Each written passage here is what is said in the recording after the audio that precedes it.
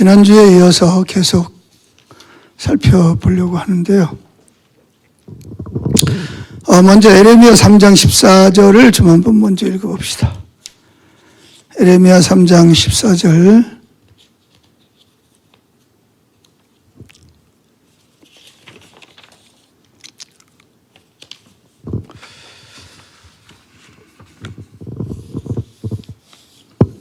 에레미야 3장 14절 찾으셨나요? 같이 읽어보겠습니다. 여호와의 말씀이니라. 배역한 자식들아 돌아오라. 나는 너희 남편임이라. 내가 너희를 성읍에서 하나와 족속 중에서 둘을 택하여 너희를 시온으로 데려오겠고. 다음은 요한복음입니다. 요한복음 3장 29절. 요한복음 3장 29절입니다. 다 같이 읽어볼까요? 신부를 취하는 자는 신랑이니 이나 서서 신랑의 음성을 듣는 친구가 크게 기뻐하나니 나는 이러한 기쁨이 충만하였노라. 다시 한번 읽어볼까요? 신부를 취하는 자는 신랑이나 서서 신랑의 음성을 듣는 친구가 크게 기뻐하나니 나는 이러한 기쁨이 충만하였노라. 아멘. 지난주 수요일 날 말씀드리기는 하나님께서 하나님을 떠나 우상을 숭배하는 백성들에게 주님께서 간곡히 간청하는 내용입니다. 그게 뭐냐? 나에게로 돌아오라. 나는 너희와 결혼하였고 나는 너희를 원하기 때문이다. 이렇게 말씀하고 있습니다. 그래서 오늘은 그 신부의 정체성에 대해서 좀 살펴보려고 그러는데요.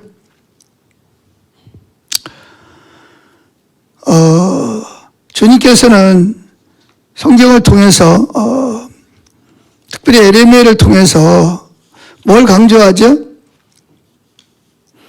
돌아오라. 나는 너희를 사랑하는 남편이니라. 내 마음은 여전히 사랑으로 불타고 있으며 너희와 긴밀한 교제를 갈망하고 있다. 나는 너와 가까운 관계를 원하며 마음 대 마음의 교감을 원하고 있다. 그런 말씀을 하고 있습니다. 자, 여러분 오늘 하루도 얼마나 예수님을 그 인격적인 관계를 가지고 살아가셨나요? 얼마나 주님을 많이 생각하셨어요?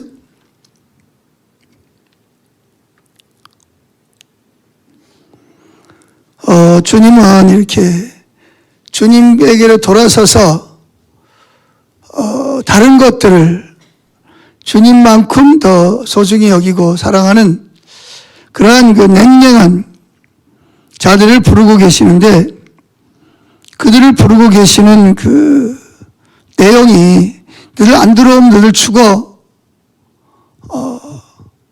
그게 아니라 뭐라 그러죠? 나는 너희를 원한다.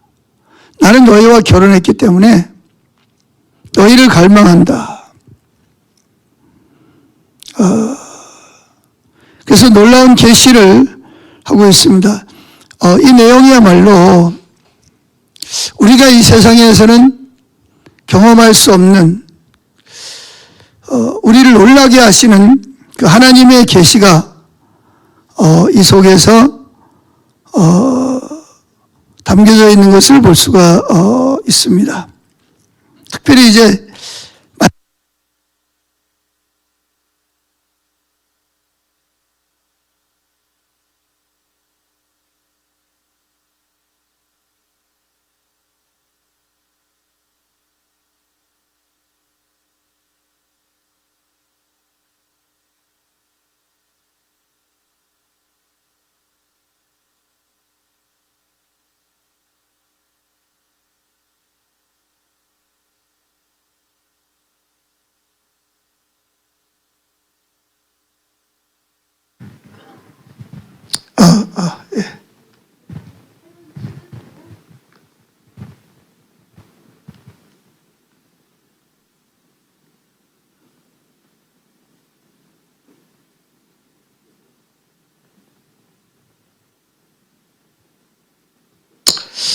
오늘 성경에 오늘 우리가 읽은 말씀 요한복음 3장의 내용을 보면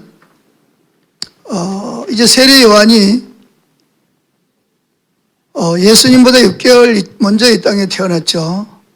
이 땅에 태어나서 그 세례 요한은 광야에서 생활을 했습니다. 약대 털옷을 입고 그리고 그 허리에 가죽띠를 띠고 먹는 거는 주로 우리가 먹는 뭐 야채라든지 뭐 어떤 일 세상에서 먹을 수 있는 그러한 식사가 아니라 산에서만 먹을 수 있는 메뚜기를 잡아먹어서 단백질을 보충하고 또 꿀이라든지 이런 것들을 먹으면서 그 예수님의 길을 준비했습니다. 그럴 때 그러면서 이제 세례를 줬죠. 그때 세례 요한이 준 세례는 회개의 세례입니다. 회개의 세례. 그래서 이제 많은 사람들이 의아했어요. 혹시 저 사람이 메시아가 아닌가? 우리가 기다리는 메시아가 아닌가? 그래서 자꾸 사람들을 예루살렘에서 이 요단강, 이 예루살렘은 굉장히 그 요단강하고 거리가 멀리 떨어져 있거든요. 요단강은 아주 시골이란 말이죠. 갈릴리 호수에서 사해 바다까지 내려가는 그 물줄기를 요단강이라고 그런단 말이에요. 그 요단강에서 세례를 주니까 그 많은 사람들이 세례를 받으러 왔습니다. 근데 오는 사람들마다 혹시 저분이 메시아가 아닌가? 왜냐하면 그들은 로마의 압제와 헤로드 왕의 그 폭정으로 인해서 굉장히 많이 억압을 당하고 있었어요. 그러니까 그들은 하나님께 기도하죠. 하나님, 언제까지 우리가 이렇게 로마의 압제 속에서 유대인도 아닌 그 이방 헤로드 왕이 유대 나라의 임금으로 이렇게 살도록 내버려 둘 것입니까? 그래서 하나님께 부르짖었단 말이에요. 그런데 마침 그 다른 사람들과 다르게 편안하게 집에서 뭐 옷을 입고 잠을 자고 뭐 결혼을 하고 그런 사람이 아니라 어릴 때부터 그 광야에 나가서 지금으로 말하면 그 기도원이라든지 뭐 수도원 같은 데 가서 생활을 하는 거죠.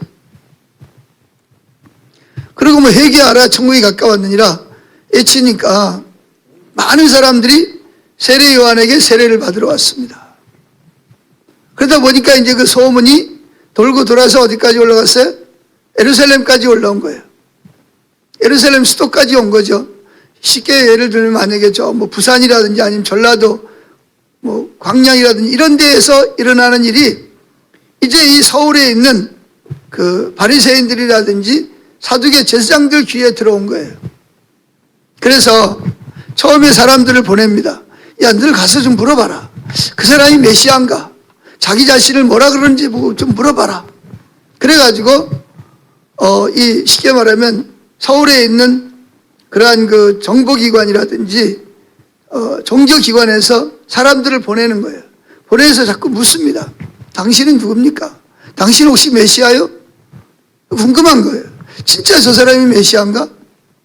라는 그러한 그 생각을 가지고 사람들이 와서 자꾸 묻습니다. 물으니까 세례 요한이 뭐라고 말하죠? 나는 메시아가 아니다. 사람들이 교주가 되는, 이단 교주가 되는 이유가 있잖아, 그죠? 아까도 우리 누구야? 안 목사님이랑 그 어느 교회 이야기를 했어요. 그 이단들의 특징이 뭐죠? 다른 교회 다니는 사람들, 우리 교회에 와야만 구원을 받는다. 은근히 우리 교회 오라는 말은 직접적으로 하지 않지만 다른 교회는 마치 구원이 없는 것처럼, 목사들이 다 잘못 가르치는 것처럼, 그래서 여기 우리 교회를 와야만 구원을 받는 것처럼, 그리고 뭐 이제 막 은사가 나타나고 또 막 그런 역사가 막 나타나고 그러니까 많은 또 그 성경 말씀에 대한 올바른 이해가 없는 분들은 진짜 여기에 오지 않으면 구원을 못 받을 것 같아.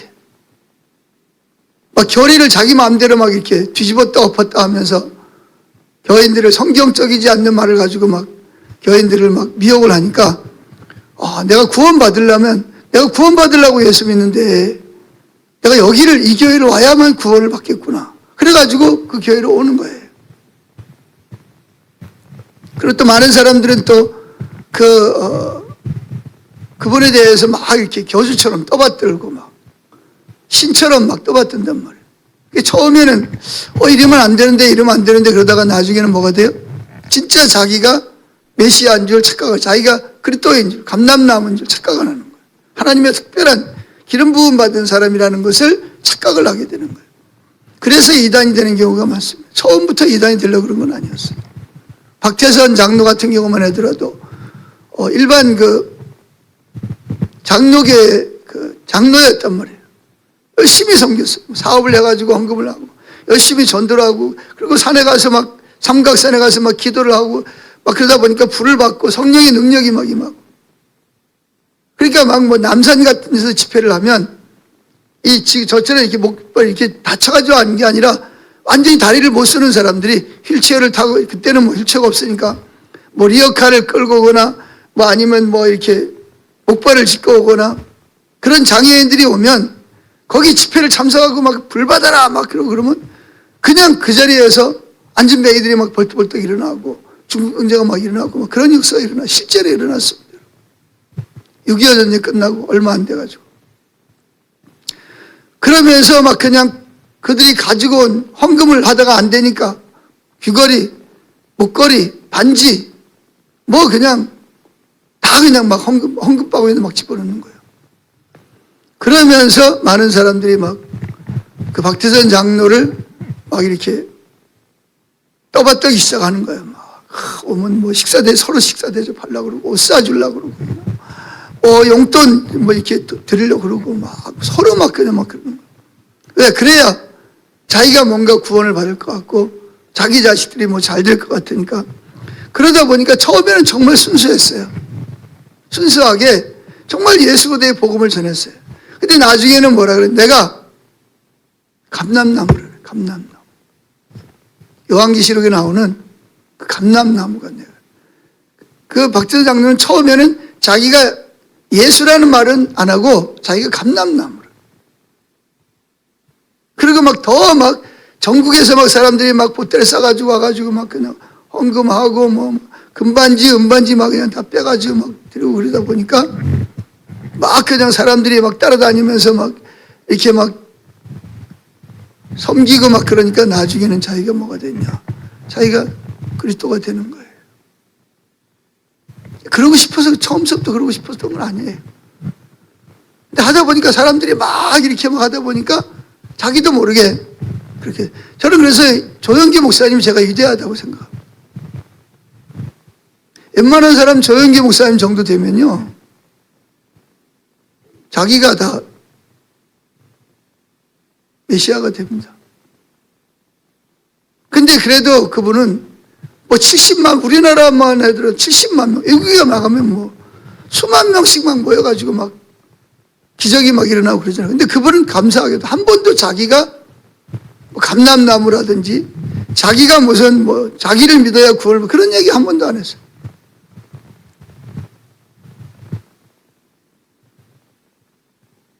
그런데 이 세례 요한은 한 번도 자기를, 수많은 사람들이 막 세례받으러 막 오는 거예요. 근데 그는 뭐라 그러냐? 나는 그리스도가 아니다. 나는 그의 신발끈을 풀어드리고 매드리는 것조차도 감당할 수 없을 만큼 보잘것없는 사람이다. 그러면서 뭐라 그러냐? 그는 흥하여야겠고 나는 쇠하여야 하리라. 그래서 자기 제자들을, 안드레와 빌립을 예수님에게로 보내잖아요. 나는 메시아가 아니야. 저분이 메시아야. 저분을 따라가. 그래가지고 안드레와 빌립이 예수님에게 와가지고 주여 어디 계시나이까? 그랬더니 예수님이 와보라. 그래가지고 예수님 제자, 원래는 세례 요한의 제자들이었어요. 많은 사람들이.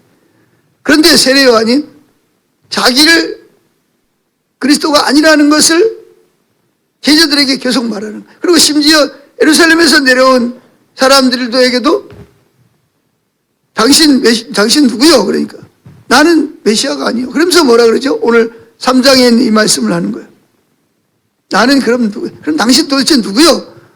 메시아도 아닌데 왜 세례를 주시오? 그랬더니 나는 신랑의 친구다. 그래서 신랑의 길을 예비하러 온 사람이다. 그래서 이사야도 보면 그러잖아요. 왕이 오면, 왕이 어떤 시골 마을에 오려면 뭐 하죠? 제가 중학교 다닐 때인가? 제가 어디죠? 강원도 어디 거기 살 때 박정희 대통령이 그쪽으로 지나가게 됐어요. 그러니까 뭐 그냥 몇 개월 전부터 막 도로를 닦는 거예요. 막 그냥 뭐 사람들만 이렇게 걸어 다니던 뭐 차도 뭐 그 옛날 트럭 같은 거 막 지그자그로 올라갔다 내려갔다 뭐 그런 도로를 불도저가 갖다가 막 쫙 밀고 산을 깎고 강은 다리를 놓고 낮은 곳은 메우고 그래 다 길을 내는 거예요. 대통령이 글로 지나가야 되니까. 그러니까 세례요한은 자기는 그런 사람이라는 거예요. 내 뒤에 오시는 왕을 위해서 왕이 오실 길을 예비하는 사람이라는 거예요. 그러면서 그 하는 말이 뭐냐? 나는 신랑의 친구로서 신랑은 신부를 취하면서 기뻐하는 웃는 소리를 듣고 기뻐하는 신랑의 친구라 그렇게 말을 하는 거예요. 그러니까 이 세례요한은 예수님이 교회의 신랑이라는 것을 빼놓고는 자기가 누구인 자기 정체성을 말할 수 없다는 거예요. 그래서 이 구약 시대에는 오실 메시아가 신랑이라고 하는 거에 대해서 많이 계시가 많이 가려져 있었어요. 그걸 이야기한 사람이 주로 누구냐? 호세아 선지자가 말했고 에레미야 선지자가 조금 이야기했고 뭐 몇몇 사람 선지자 중에서도 부분적으로 몇몇 선지자만 이야기를 했습니다. 특별히 아가서 같은 경우는 솔로몬 왕이 성령의 감동으로 예수님이 장차 오실 예수님이 신랑이시라는 것을 그 신랑이 오는 이유가 뭐냐? 신부를 취하러 오는 거야. 신부를 삼기 위해서. 근데 여기서 말하는 신랑이 신부를 취한다는 말의 의미는 뭐냐? 신랑이 신부를 사랑하고 갈망하고 사모하고 좋아한다는 의미를 가지고 있는 것입니다. 그래서 구약에서는 이사야 선지자들 몇 차례 언급했지만 그것은 하나님께서 단지 그들에게 속삭일 정도로 신랑과 신부에 대한 계시를 드러냈을 뿐입니다. 그리고 역사상 구원받은 무리들 가운데서 자신들이 하나님의 소중한 사랑받고 있는 예수님께서 갈망하는 자신을 신부라고 그걸 깨달은 사람은 거의 없었다는 거예요. 그렇게 말을 했음에도 불구하고 너무 그 예수님의 신랑으로 신부를 취하러 오신 그래서 신랑이 신부를 취할 때 그 기뻐하는 그 의미가 무슨 말인지를 잘 몰랐는데 세례 요한이 신약에 와서 처음으로 도대체 당신 누구냐? 그런 이야기를 할 때 나는 신랑의 친구로서 신랑이 신부를 취할 때 나는 그 신랑이 웃고 기뻐하는 것을 통해서 기뻐하는 사람이다 라고 자기 정체성을 설명한 강조한 사람인 것을 볼 수가 있습니다. 여러분은 하나님 앞에서 누구라고 생각을 하세요? 나는 누구냐? 여러분 자신을 누구라고 생각하세요?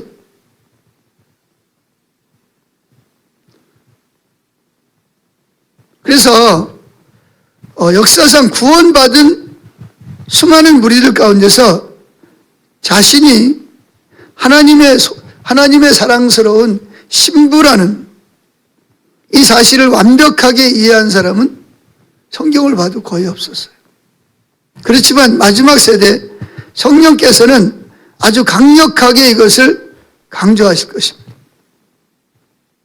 그래서 지금도 많은 분들이 이렇게 그 설교 내용을 이렇게 쇼핑하다 보면 어떻게 설교를 하나 하고 이분 저분 뭐 저도 유튜브에 들어가서 많은 분들의 설교를 들어보고 그러는데 이제는 그 자연스럽게 신랑과 신부에 대한 이야기를 많이 하고 있는 것을 볼 수가 있습니다. 그런데 이제 조금 아쉬운 것은 신랑과 신부에 대한 이야기는 하지만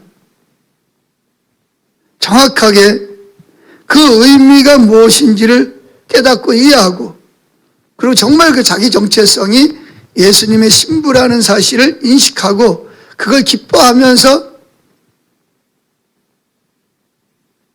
그래서 성도들을 예수님의 신부로 정체성을 깨닫게 하기 위해서 하는 분들이 그렇게 많지 않은 것 같습니다. 사실은 저도 이 부분에 대해서 성경을 통해서 성경을 뭐 수없이 많이 읽었지만 요한복음 3장 29절에 있는 말씀 같은 얼마나 많이 읽었겠어요. 더군다나 요한복음 같은 경우에는 아가서도 수없이 많이 읽었고 이사야, 에레미야, 호세아 얼마나 많이 읽었겠어요.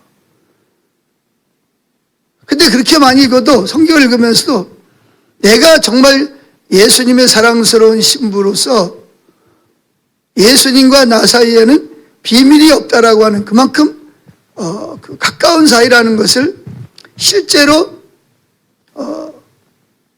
경험을 했죠. 주님을 만나고 주님과 교제하면서 그걸 느꼈지만 그걸 어떤 이론적인 어떤 지식적으로 그것을 정립한 때는 별로 그렇게 오래되지 않은 것 같습니다. 이걸 여러분들도 많이 알다시피 이걸 많이 강조한 사람이 누구죠? 신랑과 신부에 대해서 아가서를 많이 강조하고 그래서 아가서 주석만 150권 이상을 가지고 있다라고 마이클 피클이라고 하는 그분이 신랑과 신부에 대해서 가장 이 시대 가운데 가장 잘 정리하신 분이에요. 근데 저 깜짝 놀랐어요. 그 아가서 책을 누가 달라 그러길래 나한테 있으니까 가져가라 그러고 주려고 그랬더니 우리 홍 권사님이 주면 안 된다고.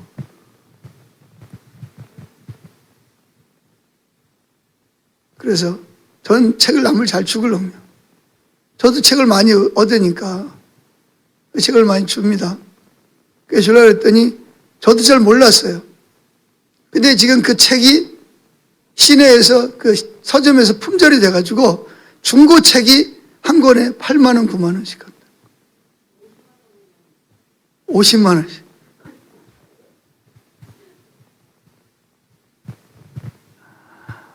왜냐면 이제 거기 아이아비 이제 그런 문제가 생겨서 30년 전에 마이클 비클이 30년 전에 좀 불미스러운 일이 있었던 것이 이제 막 드러나면서 그 피해자라는 사람이 나타나가지고 막 그걸 가지고 또 막 투쟁을 하고 그래가지고 그 미국이라는 나라는 그런 거 굉장히 예민하거든요. 특별히 목회자들에 대해서 그런 거에 대해서. 그런데 그래가지고 근데 사실 저도 그분에게서 많이 배웠습니다. 그래서 아이앱 여러 번 가고 또 한 달 동안 또 가서 있으면서 쉬면서 거기서 그 초창기예요, 초창기. 그래가지고 마이크 같은 거, 스피커 같은 거 들고 다니면서 이렇게 야외 같은 데서 막 강의하고 막 그러면서 마이크 막 삑삑 소리 나고 제대로 들리지도 않는 그거 가지고 막 들고 다니면서 막 할 때 그때 제가 가서 참 하나님의 은혜였던 것 같아요. 그때부터 신랑과 신부에 대한 그걸 배우는 것이 지금까지도 배우고 있습니다.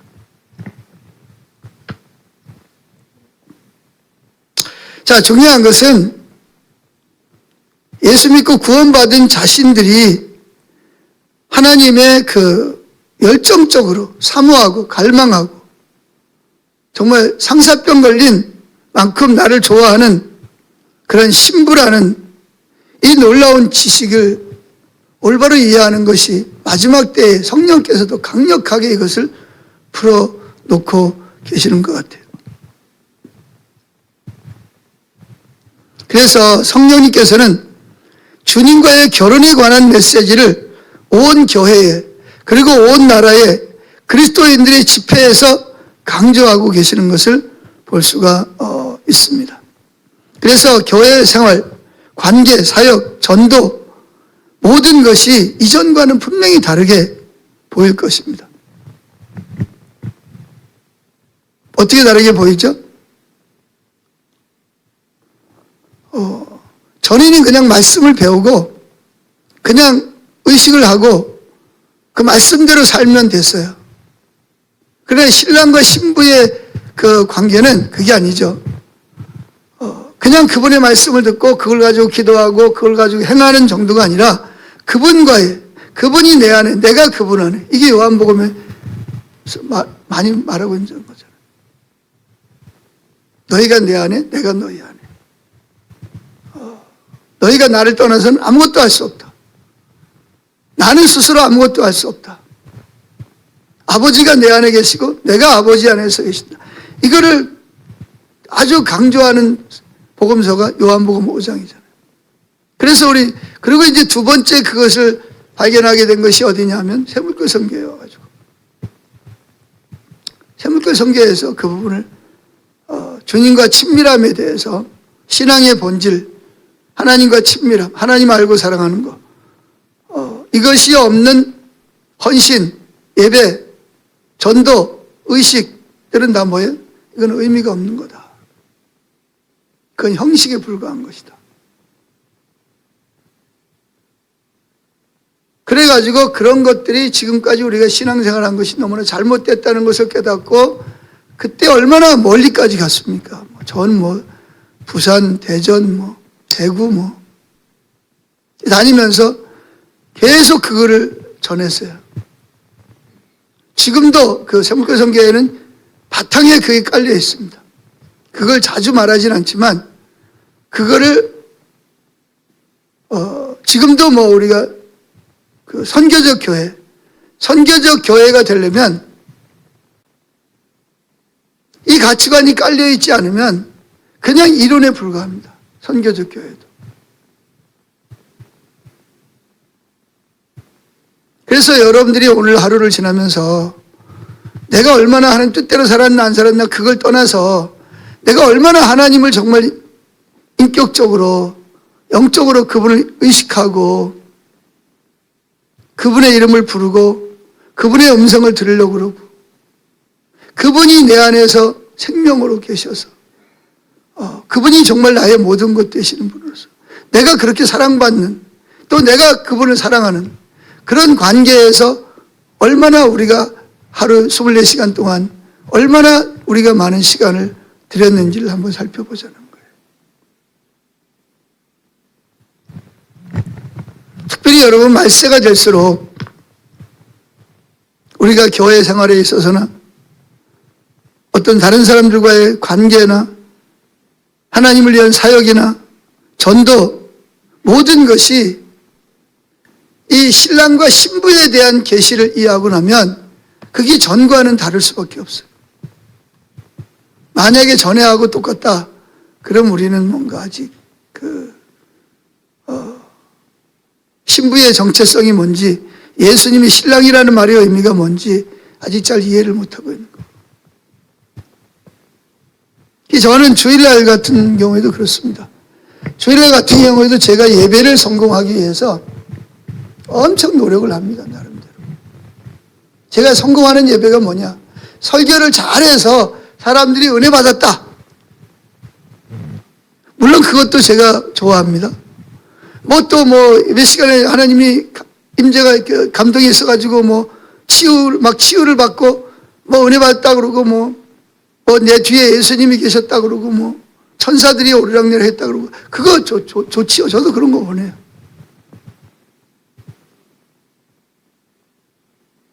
근데 저는 그런 것 때문에 내가 예배에 성공했다고 생각하지는 않습니다.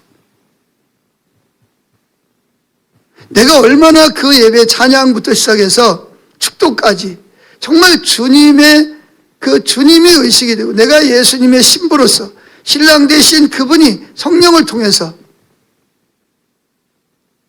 내 안에, 내 옆에, 또 우리 예배 가운데서 그분이 얼마만큼 임재하시고 역사하시는가가 제가 예배를 성공했느냐 실패했느냐의 기준입니다.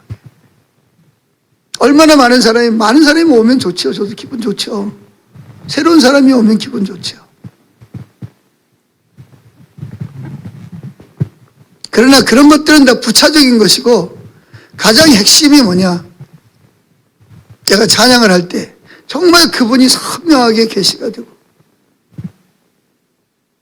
그분이 나를 얼마나 사랑하는지가 사랑이 느껴지고 그분이 나를 얼마나 갈망하고 좋아하고 나와 함께 있기를 원하는지 그분이 오늘 이곳에 내 안에 계셔서 나를 통해서 얼마나 성도들을 하나님이 원하시는 길로 얼마나 인도하고 계시는가가 그게 안 느껴지면 물론 뭐 그게 꼭 뭐 체험돼야만 그건 건 아니지만 정말 주님의 그 사랑이 내가 주님께 사랑을 받고 있고 내가 주님의 신부로서 그분이 나에게 속삭이고 그분이 나를 갈망하고 좋아하고 정말 나하고 같이 있기를 원하고 나하고 같이 데이트하기를 원하듯이 나와 함께 하기를 원하시고 이것이 안 느껴지면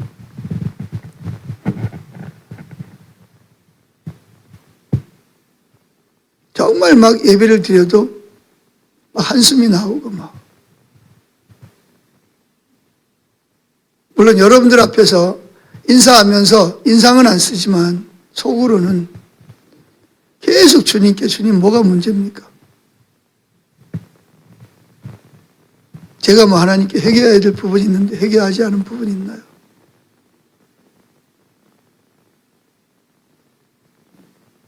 그런데 이제 문제가 뭐냐 하면 막 예배 드릴 때는 막 그런 갈망을 하다가 예배 끝나고 조금만 지나면 그런 갈망이 식어진다는 거예요.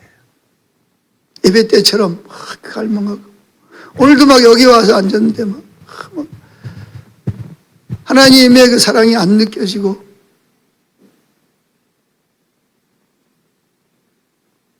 주님의 영광이 막 안 비춰지니까 막 저도 막 너무 막 답답하고 막 찬양을 부르는 게 아니라 몸부림을 치는 거죠. 뭐.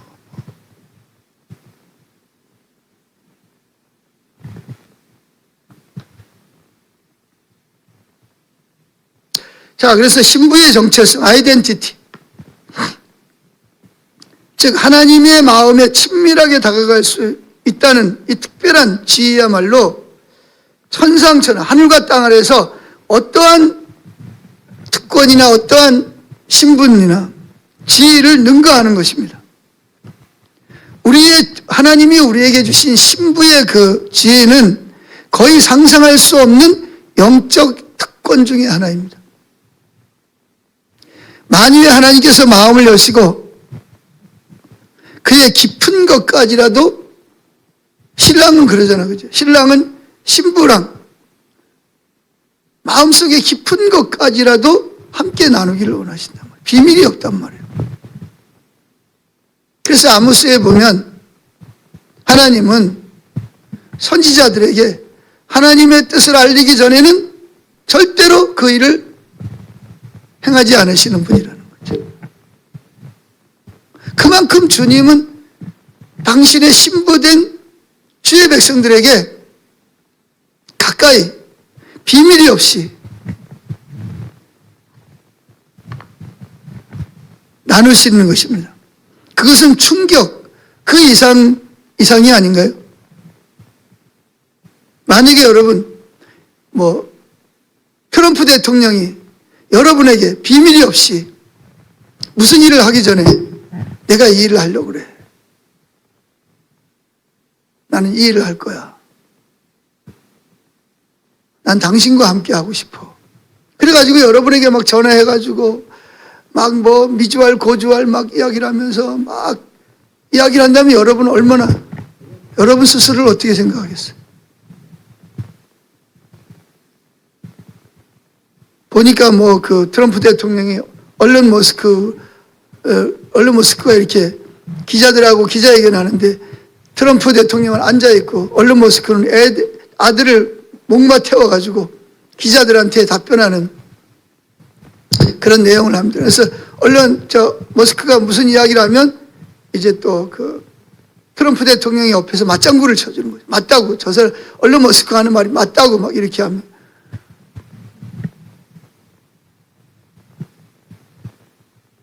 그러니까 그 정도가 아니라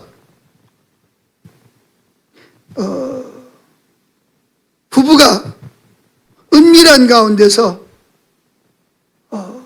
서로 은밀한 이야기도 비밀이 없이 주고받을 만큼 하나님이 신부의 정체성이라는 게 그렇다는 거예요. 그렇게 하나님께서 비밀이 없이 하나님이 가지고 있는 생각, 걱정, 슬픔, 염려, 계획 이런 것들을 또 뭐 하나님 마음이 어떤지 속상한지 화가 나는지 기쁜지 그러면서 그런 것들을 이렇게 속삭이듯이 이야기하는 신분이 누구냐? 그게 바로 신랑과 신부의 관계라는 거예요. 그냥 단순히 나는 너와 결혼했다 이걸 말하는 게 아니에요. 이 유대 나라에서 신랑과 신부라는 거는요, 아무리 친한 친구에게도 말할 수 없는 부분을 신랑이 신부에게 이야기하고 신부가 신랑에게 이야기하고, 그게 바로 뭐냐? 기도예요. 기도. 그래서 쉬지 말고 기도하라 그런 거. 근데 우리는 기도 그럼 뭔가 하는 게 뭘 달라 그러고 막 그래 그걸 기도라고 생각하죠. 그게 아니고 신랑과 신부가 은밀한 가운데서 누구에게도 할 수 없는 이야기를, 누구에게도 하지 않은 이야기를 비밀 이야기를 하듯이 그렇게 속삭이듯이 이야기를 하는, 그것은요 여러분 신랑과 신부의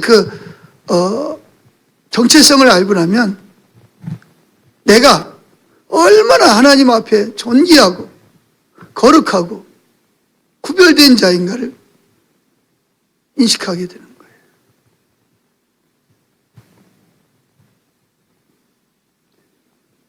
여러분,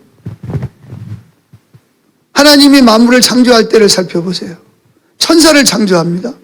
천사를 왜 창조해요? 부리는 영으로 창조해요. 히브리서에 보면 천사는 부리는 영으로 창조했어요. 그럼 사람은 왜 창조했어요? 천사는 그냥 영물로, 육체는 없지만 영으로 그걸 만드는 거예요. 엄청난 능력을 줬어요. 그런데 여러분 아세요? 사람을 만들고 아담을 진흙으로 만들고 코에다가 뭘 불어넣는지 아세요? 생기를 불어넣는. 생기라는 게 뭐예요? 생기는 성령을 불어넣었다는 거예요. 성령 하나님을 아담 속에 들어가게 하셨다는 거예요. 그러니까 그 인간을 진흙을 만들어 가지고 그 코에다가 생기라는 것은 성령을 부르는, 그만큼 하나님께서 아담 안에 들어오시고 아담은 하나님 안에 들어와서 둘이 한 몸을 이루는 거예요. 얼마나 하나님이 아담과 친밀한 교제를 나누셨습니까? 숨김없이. 그런데 여러분 보세요. 천사를 만들었을 때 천사는요 마음으로부터 경계선이 있어요. 아무리 가브리엘이고 위대한 천사라도 하나님의 마음 영적으로 하나님께 가까이 오는 것은 한계가 있어요. 딱 경계선이, 그 이상은 못 와요. 그런데 그 경계선이 없는 사람이 딱 하나 있죠. 누구죠? 경계선이 없어요. 누굴까요? 신부죠. 신부. 신부는 경계선이 없어요. 바로 옆자리에 앉걸로. 그래서 예수님께서 요한계시록에 보면 우리와 함께 왕으로 다스릴 것이라는 말을 많이 하고, 저는 그걸 어떻게 해석하냐면, 여러분 왕이 앉으면 누가 옆에 앉죠? 왕비가 앉잖아요. 왕비 신부란 말이죠. 신부된 우리가 예수님에게 가장 가까이 앉아가지고 왕인 그분과 함께 통치하는, 그걸 성경은 많이 말하고 있고, 그러니까 천사도 경계선이 있어요. 그런데 신부는 경계선이 없어요. 이해가 되세요? 왜? 성령께서 처음에 인간을 창조했을 때 그 코를 통해서 그에게 뭘 불어넣었어요? 생기, 성령을 불어넣어요. 성령께서 그의 몸에 들어가셔서 함께 거하실 만큼 우리 인간들은 창조 때부터 예수님의, 하나님의 신부로 우리가 창조됐다는 사실을 성경은 말하고 있고, 근데 그것이 타락하면서 그것이 가려진 거예요. 율법적으로도 마찬가지고. 이렇게 천사들까지도 단지 어떤 지점까지만 허락이 되었고 그 다음에는 경계선에 멈춰야 됩니다. 그러나 주님은 연약한 인간으로 하여금 그 경계선을 넘어서도록 우리를 초청하십니다. 원래 우리도 하나님께 가까이 나갈 수가 없었어요.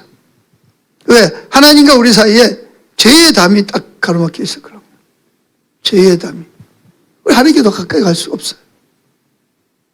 구렁이 끼어 있어요. 여기서 여기까지 갈 수가 없어요. 그런데 예수님께서 이 땅에 오셔서 친히 십자가를 지고 가심으로 말미암아 그 죄의 담을 헐어버렸잖아요. 그래서 예수 십자가에서 다 이루었다 운명하시는 순간 이 성소와 지성소 사이에 가로막혔던 휘장이 위에서부터 아래로 찢어지면서 갈라졌어요. 그래서 예수님께서 나로 말미암지 않고는 내 아버지께는 올 자가 없느니라. 이 말은 뭐예요?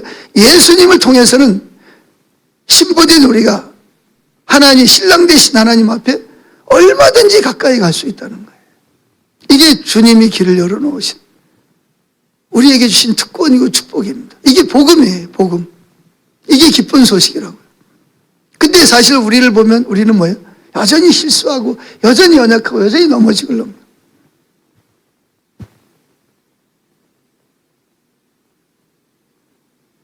예수 믿고 구원받았다 그래가지고, 성령 받았다 그래가지고, 의인 됐습니까? 우린 여전히 죄인이고요. 여전히 또 죄를 짓습니다. 베드로를 보세요. 주는 그렇듯이요. 살아계신 하나님의 아들이시니이다. 그때 예수님이 바요나 시모나 내가 복이 있도다. 이를 내게 알게 하니는 사람이 육신이 아니라 하늘에 계신 내 아버지께서 성령을 통해서 너에게 이것을 알게 하셨다. 그러니까 베드로의 속에 성령이 지금 들어가셔서 성령께서 베드로에게 그것을 깨닫고 고백하게 하셨다는 거예요. 얼마나 특권입니까? 그런데 조금 있다가 그날 밤에 뭐 하죠? 며칠 있다가 어떻게 되죠? 나 예수님 몰라. 저 사람 누군지 몰라. 죽을까봐. 그러고 말해서 내가 주와 함께 죽을지언정 절대로 주를 부인하지 않겠다. 다른 사람 다 예수님 부인할지 모르지만 나는 죽는 자리까지도 나는 부인하지 않겠습니다. 근데 예수님 뭐라 그러죠? 예수님 다 알죠? 내가 오늘 밤에 나를 모른다고 3번 부인할 거야. 다 굴기 전에. 베드로가 막 펄펄 뜁니다. 진짜 베드로는 그럴 줄로입니다. 근데 막상 예수님 붙잡혀가 대제사장 집에 가니까 어떻게 돼요? 여종이 당신 예수님과 함께 있던 갈릴리 사람 아니야? 그러니까 무슨 얘기야? 나 저 사람 몰라. 예수님 지금 앞에서 다 듣고 계시는 거예요. 멀지도 않은데. 그래서 예수님 처음에 모른다고 부인하고, 두 번째 맹세. 내가 맹세하건대 난 저 사람 누군지 몰라. 세 번째는 또 물으니까 예수님 저주합니다. 자기가 안 죽으려고. 참 이게 인간의 모습이잖아요. 근데 주님은 이미 뭘 알았어요? 베드로가 그럴 줄 알았어요? 몰랐어요? 알았어요. 그래서 제일 충격을 받은 사람이 누구죠? 예수님 모른다고 부인하고 충격을 받은 단 한 사람이 누구예요? 누굴 것 같아요? 베드로 자신입니다. 내가 이런 죄를 짓다니. 다구는 소리를 듣고 깜짝 놀란 거예요. 내가 지금 뭐 하고 있는 거지? 그래가지고 밖에 나가서 슬피 울었다는 거예요. 통곡을 했다는 거죠. 야, 내가 이럴 수가 있어? 내가 어떻게 죄를 모른다고 부인해? 여러분, 이게 인간입니다. 이게 인간이에요. 아무리 예수 잘 믿어도, 아무리 성령 충만해도 다 여전히 죄인이고요. 죄를 짓습니다. 여러분, 사람 완벽하다고 믿지 마세요. 아무도 없어요. 완벽한 사람. 사도 바울도 보세요. 1차 전도여행 갔다 와가지고 2차 전도여행 때 바나바하고 대판 싸우는 거예요. 왜? 마가를 데려가냐 안 데려가냐 때문에 대판. 그게 성경에 기록할 만큼 대판 싸우는 거예요. 그리고 갈라지는 거예요. 어떻게 저 선교사, 어떻게 성령이 충만한 사람이 저럴 수가 있어? 안 그러면 좋은데 이게 사람의 모습. 근데 놀라운 것은요, 주님은 베드로가 이미 뭐 할 줄 알았어요? 예수님 모른다고 부인할 걸 미리 알고 있어요. 그럼 어떻게 했어요?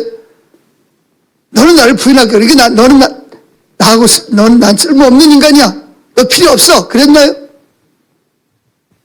아니요. 주님은요, 베드로가 주님을 모른다고 3번 맹세하고 저주하고 부인할 것을 아시면서도 여전히 베드로를 뭐 했다는 거예요?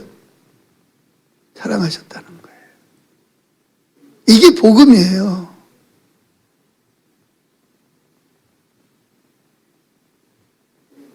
저와 여러분들이 실수하고 죄 짓는 거 주님 모를 것 같아요? 다 알고 있어요. 우리가 넘어졌어요. 그럼 우리는 막 깜짝, 내가 어떻게 이런 죄를 질 수가 있어? 야, 하나님 나를 어떻게 볼까?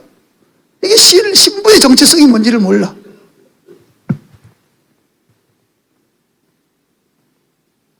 자기가 원래 열심히 해가지고 헌신해서 주님이 자기를 사랑하는 줄 알아. 착각하는 거죠.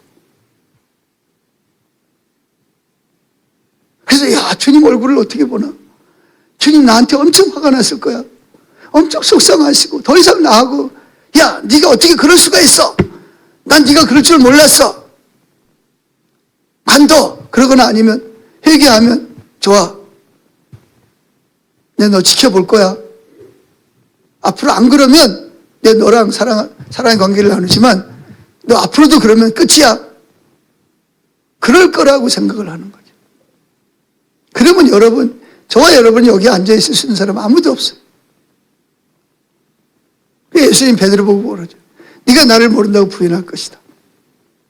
그러나 내가 너보다 먼저 갈릴리로 가리라. 부활하신 다음에 베드로를 찾아갈 것이라는 거예요. 가서 뭐라 그러죠? 베드로야, 네가 나를 사랑하느냐? 베드로가 뭐라 그러죠? 얼마나 입장이 곤란했겠어요. 주여, 기어가는 소리로, 주여, 내가 주를 사랑하는 줄 주님이 아십니다. 그러나 나는 주님을 뭐예요? 부인한 자입니다. 속으로 그랬어요. 내가 이런 이야기 할 수 있다고 주님 믿어주시겠어요? 그랬을 거예요. 아마. 고개를 못 들었을 것 같아요. 근데 주님은 계속 질문합니다. 3번씩. 누가 누굴 사랑하는 거예요? 베드로가 예수님을 사랑한 거예요? 예수님이 베드로를 사랑한 거예요? 주님은 베드로가 그걸 깨닫기를 원한 거예요. 그걸 깨닫지 못한 사람은 기고만장합니다. 내가 주님을 위해서 이렇게 하고 이렇게 하고 이렇게 해서, 그래서 주님이 날 사랑하는 거야. 이게 베드로가 가졌던 자만심이거든요. 그러다가 예수님 모른다고 부인한다 그러니까 막 펄쩍 뛰고, 실제로 부인하고 나니까 자기가 자기한테 놀라는 거야. 내가 이런 실수를 하다니, 내가 이런 죄를 짓다니. 스스로 까무라치게 놀라는 사람은 누구밖에 없어요? 베드로 자신밖에 없어요. 주님은 이미 다 알고 있고요. 그리고 이미 베드로가 그럼에도 불구하고 나는 여전히 너를 사랑하고 너를 갈망하고 너와 함께 있기를 원하고 너를 통해서 이 일을 하기를 할 거야 라고 말씀하시는 거예요.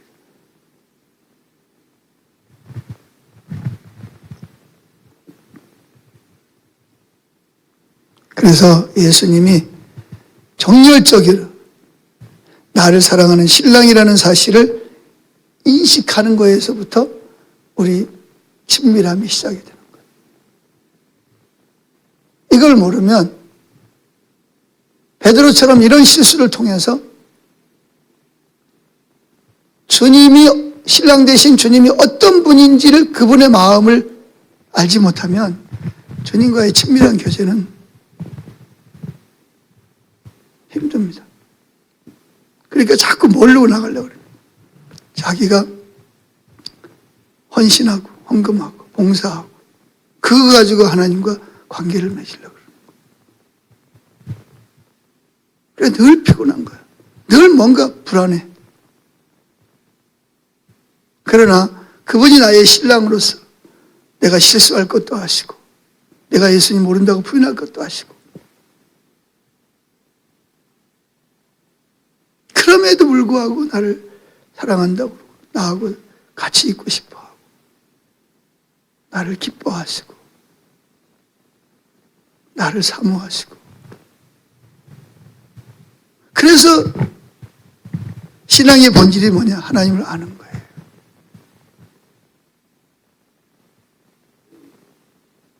그래서 우리는 무엇보다 오늘도 제가 기도에 참석했는데 제일 먼저 주님을 알게 해달라고 기도하다.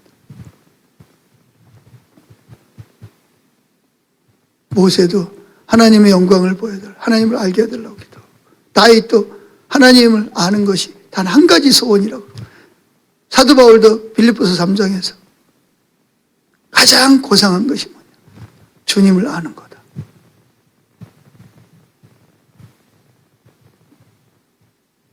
왜? 그분을 알아야 그분을 사랑할 수 있고 그분과 친밀한 교제를 나눌 수가 있고 그리고 그분을 사랑하기 때문에 모든 걸 하는 거. 지난주에도 말씀드렸잖아요. 우리가 뭐 여러 가지 할 수 있어요. 뭐 직분을 감당하고 전도를 감당하고 목사하고 전도사, 선교사, 장로, 권사, 뭐 안수집사, 뭐 서리집사, 교사 다 할 수 있는데 왜 하냐는 거죠. 왜? 지옥 갈까 봐? 그거 성경적이에요. 지옥 안 가려고 하는 거. 부흥 때 쓰임 받으려고 그것도 성경적이에요. 복 받으려고 그것도 성경적이에요.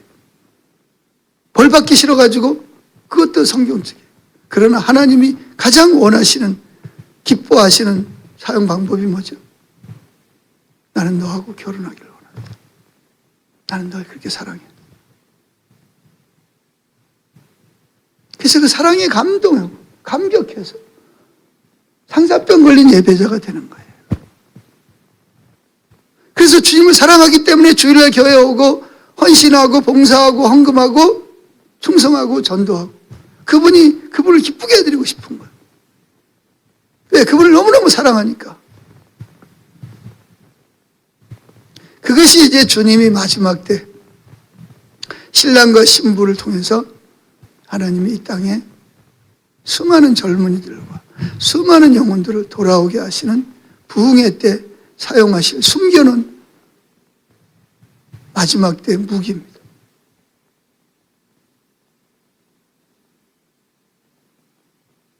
그래서 예수님이 신랑 되시고 우리가 그의 신부라는 이 놀라운 지식은 점점 더 증가해서 거룩한 애칭. 그래서 24시간 동안 그분을 바라보면서 그분에 내가 사랑받고 있고 내가 연약함에도 죄를 지었음에도 불구하고 그분이 나를 사랑하고 나를 갈망하고 있고 그것 때문에 막 기쁘고 막 즐겁고 좋아서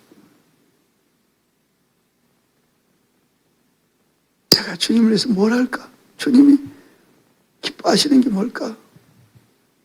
뭐든지 할게요, 주님. 이렇게 되는 것이 주님이 계획하신 신랑과 신부의 관계인 줄로 믿습니다. 아멘.